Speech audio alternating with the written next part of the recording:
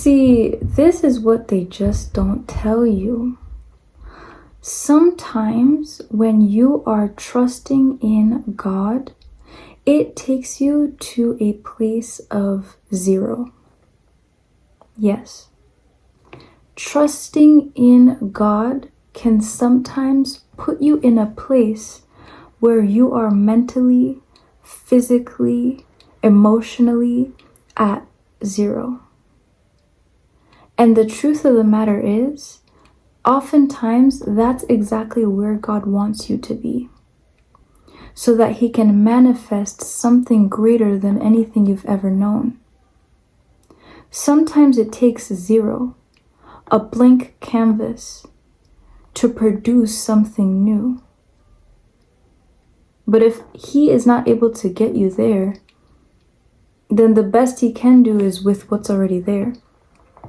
Mind you, that's not going to be terrible, but it might not enter into the realms of impossibility. But hold on. We're getting deep even before we really get to the... So what does it even mean to be at zero? Being at zero, I don't mean being low. I don't mean being emotionally depressed. No, that's not what being at zero means. That just means being low. Being at zero is when you can't even consider anymore. Like, you can't even reason anymore. Your reasoning is not enough to capacitate where you are. And so all you're literally left with is just trusting God. Even your desires, even your visions for things ahead, you can't trust them or you can't see anymore. So the only place that you're left with is literally just trusting God. So, for example, to help you practicalize this and understand it a little bit more, take the situation, for example, where God gives you a promise. He shows you a mighty vision of the things He desires for you. Then He asks you to sacrifice the very thing that you believe is going to manifest that promise. And let's take it even deeper. For example, let's say you had waited for a very long time for the object to manifest, to become. And the joy that you have is not just that that object has become, right? The object of your desire, but that through this object, even more greatness will come out of it.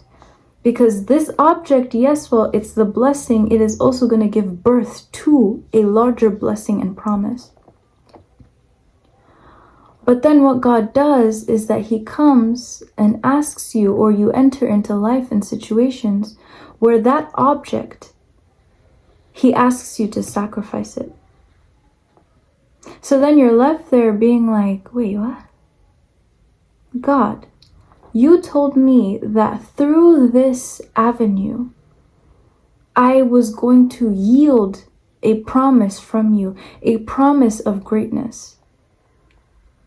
But it's this same object that you're asking me to sacrifice. Not only does that become a supreme test of your faith, but it also becomes a supreme test of your ability to trust and lean on God. So you see how your rationale can just dissipate.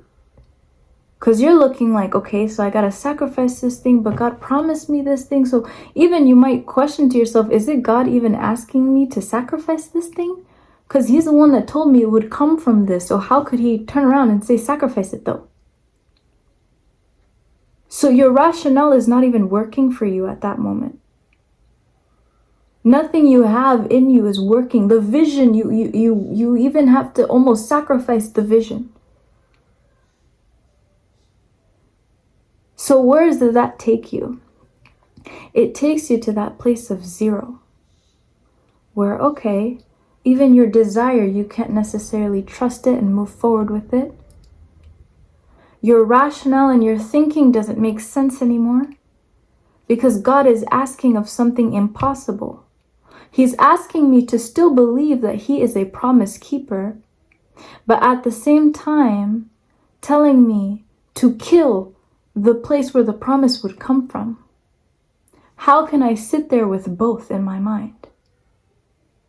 That is where you get to a place of zero. Where you're literally like in your head, like, I can't even, I'm just not computing anymore. I'm just not computing this. I can't. A and B are both 100% true. So how do we get to C?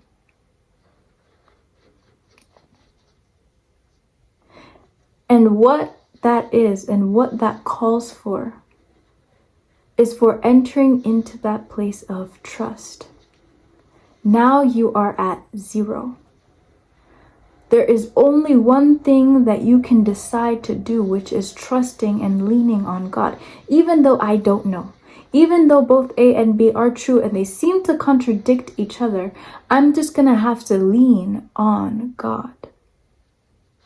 I don't have any other option, because even my rationale won't provide anything for me at this moment. I'm just gonna have to lean on Him and trust Him.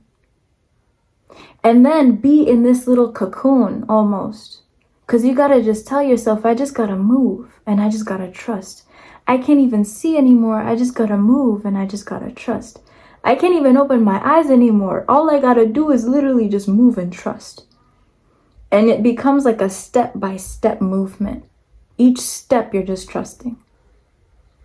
Because again, your mind is not helping you anymore. What you had been relying on before, it's not helping you. All you've got to do is trust. And what that ends up doing is birthing an impossible into the possible. Because you ended up being in a place of zero. Because now God can bring something absolutely new from this completely blank canvas. This is where the birthing of revelations of God come from. Where I've never seen God before like this, that I see Him now. No one has ever seen God like this, that I will see Him now. I have become an avenue through my situation, through what I'm going through. I have become an avenue for the birth of something new. And that's not a small thing. So I just wanted to encourage somebody right now that you might be going through a situation where you are being faced with the impossible. You don't know which way is left, which way is right. What might be even coming from God Himself seems contradictory. And it's leaving you at a place where you can't even reason or rationale anymore. What God is saying is that I want you in that place. Because I'm about to birth something that you have never seen before. And for that to happen, you have to be in a place of just trusting me. Because what that place of zero does is that it makes you lean on God like you've never leaned on Him before. While you're birthing something new, you're also birthing a new kind of belief and trust.